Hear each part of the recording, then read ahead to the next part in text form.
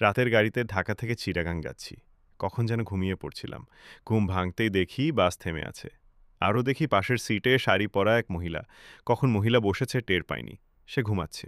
নিজেকে বোকা বোকা লাগলো। চোখে তাকিয়ে দেখলাম। কঠিন মালো, আঁচলটা বুক থেকে সরে গেছে, অল্প অল্প দুধ দেখা যাচ্ছে, শরীরে একটু ঘষা দিতেই জেগে গেল। আশপাশ তাকিয়ে বলল, তাহমিন কি হয়েছে? গাড়ি চলে না কেন? আমার মনে পড়ল, তাই তো গাড়ি চলে না কেন? মহিলাকে কিছু না বলে পাশ কাটিয়ে নেমে পড়লাম। বাস নষ্ট হয়েছে। ইঞ্জিনে কি যেন হয়েছে, হেল্পার মেকানিক ডাকতে গেছে। ২ ঘন্টার মতো লাগবে।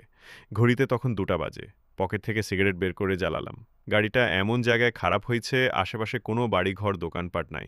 চারদিক অন্ধকার। একটু ঘুরে আসলাম। গাড়িতে উঠলাম না। যাত্রীরা যারা নেমেছিল প্রায় সবাই বাসে উঠে ঘুমাচ্ছে। একটু পর দেখি আমার পাশের সিটের মহিলা নামছে। গাড়ি ঠিক হতে কতক্ষণ লাগবে? আমার উদ্দেশ্যে বলল। ঘণ্টাখানেক লাগবে। ও, আপনি কি চিটাগাংয়ে থাকেন?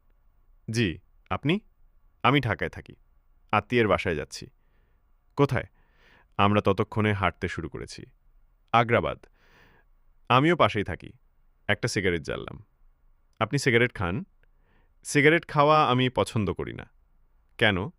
মুখে গন্ধ থাকে। তাতে আমার কি? আমি তো আর আপনাকে কিস করতে যাচ্ছি না। চোখে তাকালাম। স্বাভাবিক আছে। চাইলেই কিস করতে দিব নাকি? মহিলা দাঁড়িয়ে পড়ল। বলল, ওদিকে মুখ দিয়ে দাঁড়াবেন একটু? কেন? প্রাকৃতিক কাজ।